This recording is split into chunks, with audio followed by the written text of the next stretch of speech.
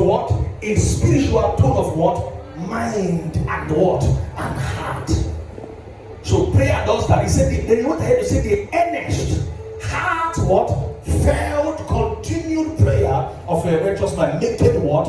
Tremendous power available. Stay right there. Dynamics in his what? In his working. What we do most times is that we leave the whole scripture and we just take the prayer of a righteous man, make a tremendous power available. Listen, if you want to understand the whole context of a thing, don't just take something out. I'm not with me. He said the earnest heartfelt prayer. So you begin. What is the word earnest? Now I want to start from the place heartfelt. The word heartfelt is not feeling it in your heart. Are you with me? It is not, whenever we pray, this kind of prayer, everybody feels it. No, somebody can be shouting, but the prayer is not heartfelt. Somebody can hold you. I've heard somebody in prayer in camp meeting, and the other person went home and his hand refused to move for 1 week. What makes a heart? Because that is, this is the heart of prayer. What makes a prayer heartfelt? It is God that decides if a prayer is heartfelt or not. It is God that decides. So when they talk about heartfelt, it talks about the conditioning of the heart of the man that prays. Listen, I want to let you know, there are believers that have been praying for 10 years, nothing has happened. Then another believer will step up and pray for 6 days and power rests upon him. What is the difference between the man praying for so long and nothing happening? Listen, if you have been praying for long and nothing is happening, it might be that there is something wrong with the heart that is praying. It might be. Because in church, everyone prays, but not everyone's prayer goes through. Not everyone's prayer goes through. So what kind of prayer does men like Elijah pray? Somebody say heartfelt prayer. Can you for it to say the brikayata? Heartfelt prayer. Heartfelt prayer. Until God feels it, it's not heartfelt. Until angels felt it, it's not heartfelt. Until angels on the heavens felt it, it's not heartfelt. That's why you can live with a man and he plays silently and he's carrying tremendous power.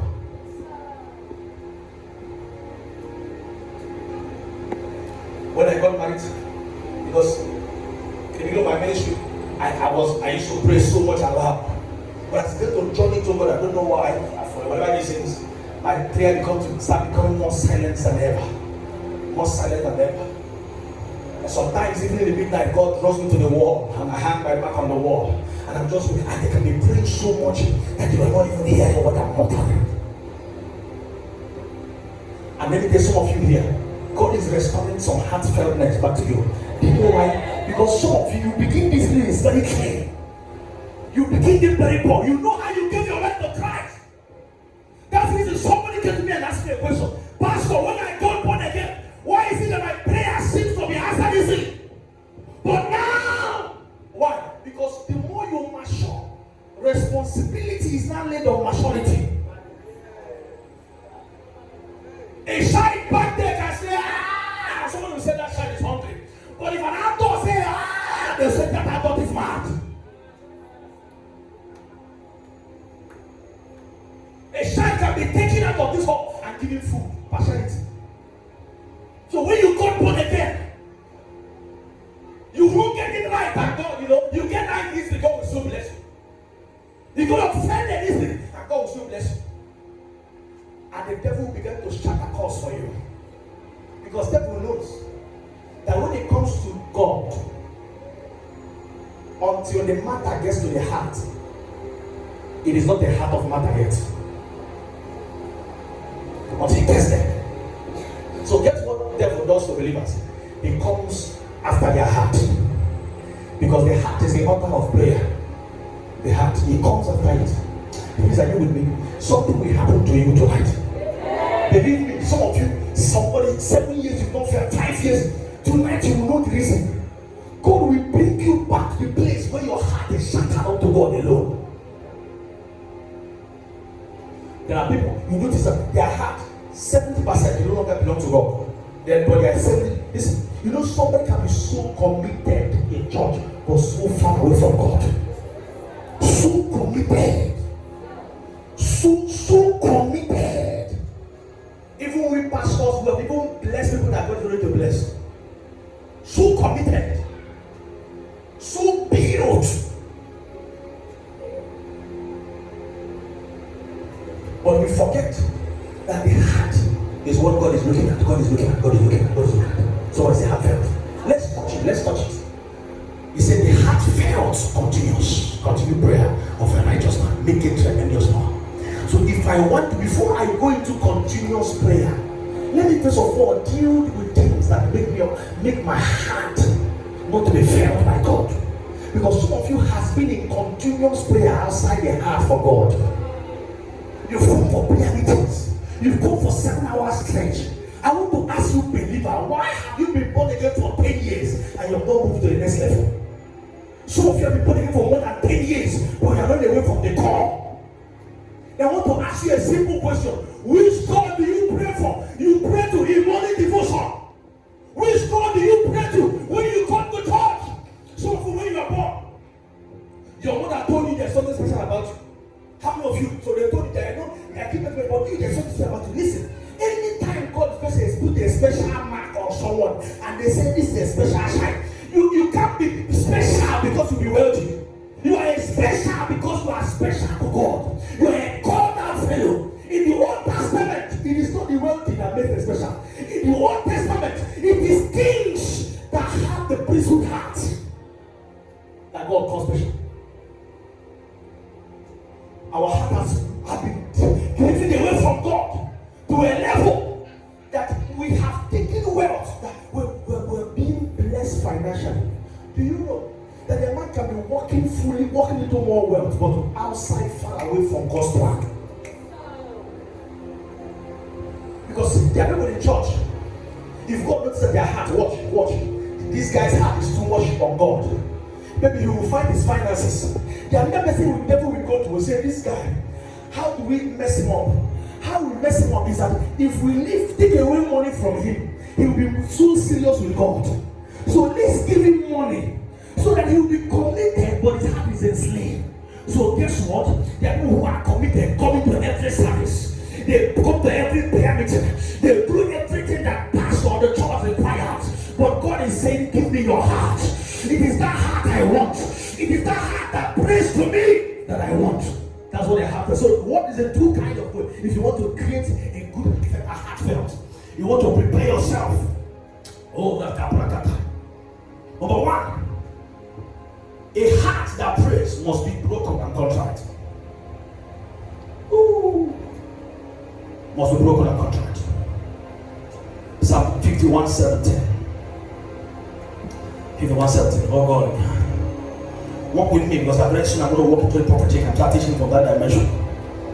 Oh, and the Lord will begin to stay there.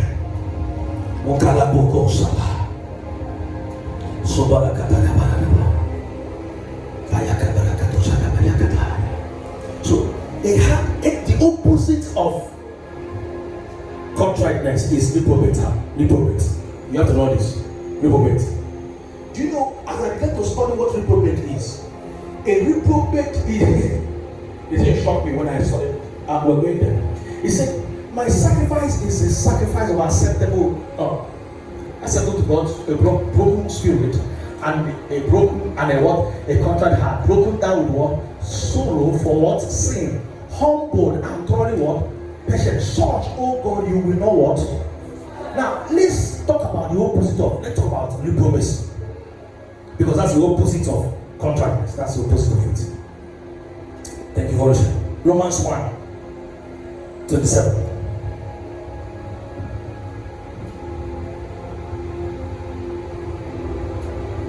Romans 1:27.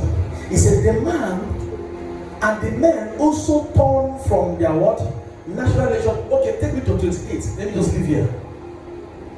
He said, and so, since they did not see fit to what? Acknowledge God and approve of him, and consider him worth of knowing, God gave them over to what? To be what base? Give me a translation that use the word reprobate. He said, and condemned mind. Look at how you know reprobate mind. He said, to do things not what? Proper and decent, but what? Loathsome. Give me another translation. Another, any you find. Okay, as if he said, and even as they did not like to what? Retain God in their what? Knowledge. God gave them over to what? Reprobate mind. How do you know them? He said, to do those things which are not what? Convenient. Find another translation. Another translation. Give us last meaning of this last part. Oh, and let them run loose. No. And that, not paraphrase. Another translation. In your New King James. He said, to do what ought not what to be done. Another translation. Maybe anyone you have is nothing. He said, to do those things that are not what? Fitting. So anytime you see somebody stepping out of the will of God, that's a reprobate. Anytime you see them, you know this is how you want them, this is how they are supposed to succeed, this is how their life will change, but this is where they are going. This is where they are going. Any scandal in that, that's where you see them. And let me say this to you in case you don't know. I'm coming. Because of that, I want to get it somewhere that I will begin to feel. I just want to lay foundation. So how do you deal with the reprobate heart? How do you deal with it? How do you deal with reprobate? Is by purging. Number one, by purging. Number one, by purging. Number one, by purging. 2 Timothy 2:21. 2 Timothy 2:21. He said, therefore, if anyone cleanses himself from the letter, he will be what? And there's a person that says purges himself. If anyone purges himself. So how do you do reprobate? Is by purging. By purging. A reprobate heart when purged softens for God. So he said, therefore, if anyone cleanses himself from letter, he will be a vessel for honor and sanctified and useful for what? For the master, prepared for what? Every good heart. Do you have another one? The one that said reprobate. Okay, purge, sorry. Therefore, if anyone purges himself from this letter. So to make sure we use the accurate words or what we're teaching. 1 Corinthians 5:7. I just want to get to a point that we will have to flow. 1 Corinthians 5:7. He said, get rid of the what? The old what? Yeast. That ye may be what? A new what? Batch without what? Yeast. As you are really are for Christ. Our word was for now. Get rid of the old yeast. Okay, another translation, another one. New King James. Do you have New King James? Bring it up. That's mine. He said, therefore, purge out the what? The old reverence. Thank you. That's what I want. That ye might be a new one. Since you are truly on a what? On living. Purge out. Number 2, heart. The second kind of heart is a pure heart. Psalm 24. Psalm 24 from 3. I am not to break a desire. Psalm 24, 3. Shaneko break it here. Now walk with me. He said, who may what? Ascend into the hill of the Lord? Or who may what? Stand in where? In the holy places. Now this Bible is talking about prayer. I hope you know that. Are you with me? It's talking about prayer. He said, who shall come into the dimension where men to be praised? Who shall come to a place where prayers are answered? Who shall come to a place where men and God become one? Go ahead. For he said, he who hath what? Clean hands. And a what? Somebody say a pure heart. Somebody say a pure heart. That's what the devil is after. He's after your heart. Because if he gets your heart, he is getting you out of prayer. Just your heart. Your heart. He said, who has lifted up his soul unto what? Idol. And have what? Sworn what? Deceitfully. Now, mark that word, pure heart. Go ahead, let's read that. Let me show you something. After you have dealt with the issue of pure heart, guess what? You begin to go deeper in prayer. He said, he shall receive what? Blessing from the Lord. He said, and the righteousness of what? The righteousness from the Lord of his word salvation. Go ahead, I want to go. Go ahead. He said, this is Jacob, the generation of what? Of those who what? Who seek him. How do you seek him? By creating a pure heart. That was why the psalmist said to God, he said, create in me a pure heart. Purify me, that I might be able to what? Worship you.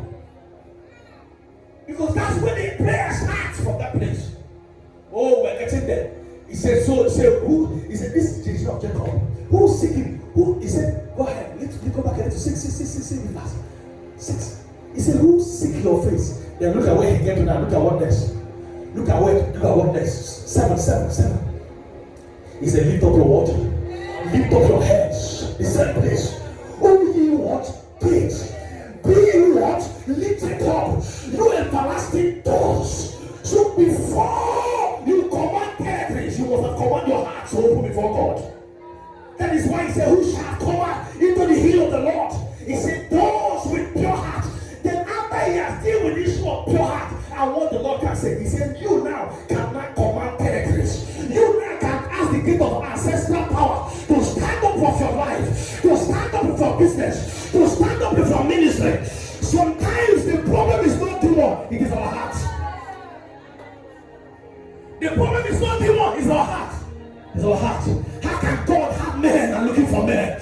How can God have you and he's looking for a son in this generation? How can God have you and he's looking for a woman that can stand in intercession? Do you know that before God does anything on earth, he surrounds it with intercession? He surrounds it.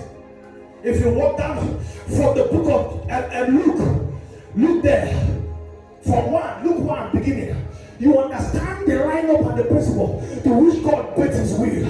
When Jesus was about to come and the angels of God's presence appeared himself to a priest, the man that Father John the Baptist, he was a priest, and the Bible said that, come on, let's get to that place. Luke 1. Can you break it down? The Bible says as people were praying, so prayer begs the will of God. But before prayer does that, the heart of the man that was doing the will must align to God. That heart must be aligned. Luke 1. Kelimo Komasaya. I don't want to get to this dimension until we finish touching this one or two. Look at Luke 1 from 8. From 8.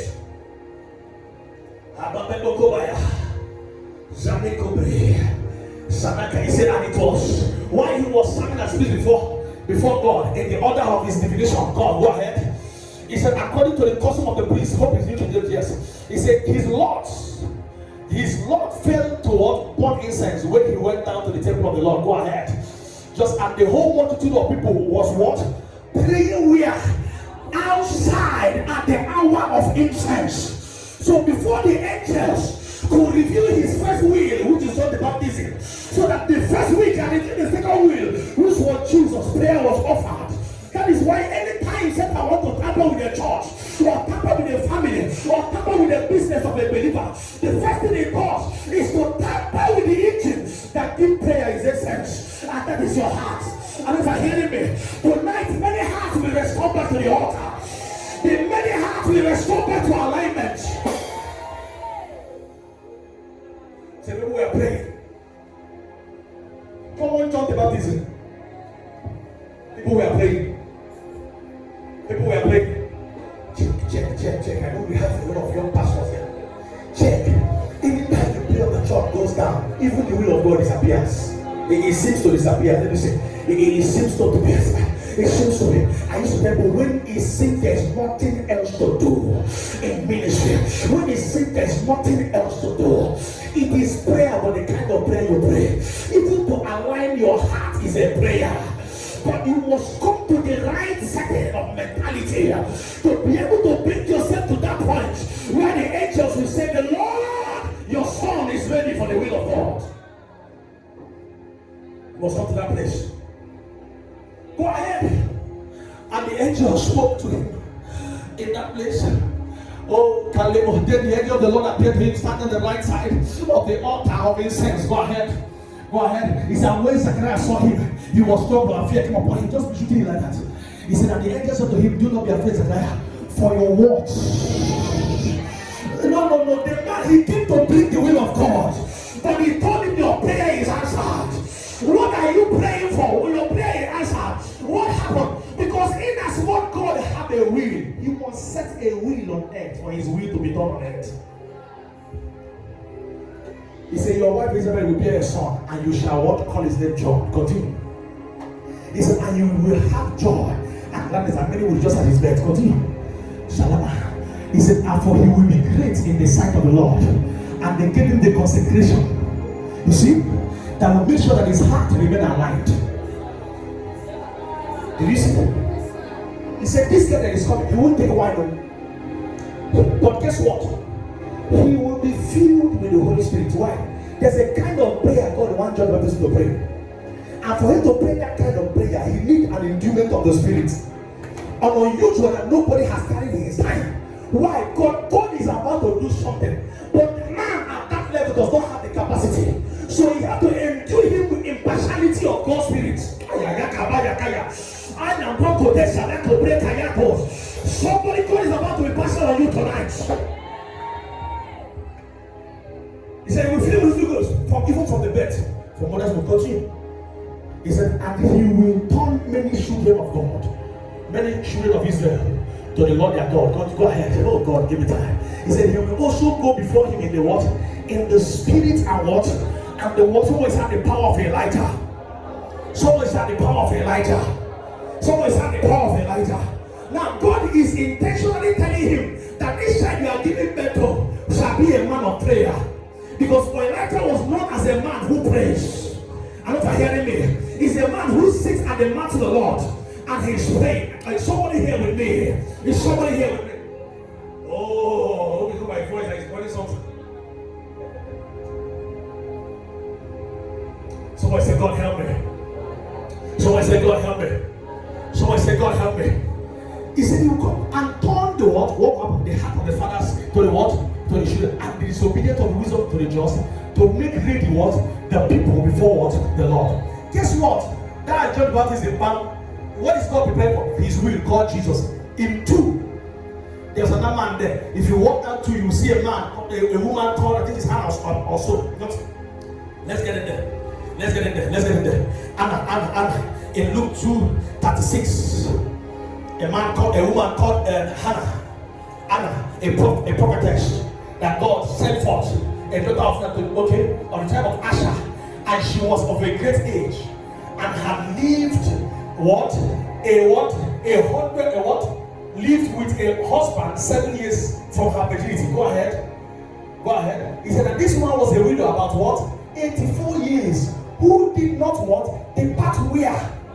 From the temple, but served God with fasting and prayer all night. Why? Somebody say Jesus is coming. Somebody say Jesus is coming. Somebody say Jesus is coming. Somebody shout Jesus is coming. Shout again, say Jesus is coming. Somebody shout again, say Jesus is coming. So anytime you see the will of God, it goes before prayer, goes before it. So when Satan comes, Satan cannot stop your prayer, but he can just stop the heart of the prayer. Now, let's begin to touch some things. When you are born, listen. No matter how excellent you do anything, no matter how excellent you do anything on earth, as far as that thing is not the mind of God in eternity, that thing, you are actually living in mediocrity. As far as not the mind of God, walk with me. Now, some of you have been giving birth to with great destiny. Are you with me? You have the call of God upon your life. You have the mandate of God upon your life. And somehow you know it. But guess what? You are confused. You are confused because of the friends you make. You are confused because of the way you grew up. You are confused because of the parents that give birth to you. You are confused because of some certain kind of brothers you have that they mislead you. Listen, walk with me. There is something that is called pattern. The pattern of the bloodline. Watch. Is it secret from the family?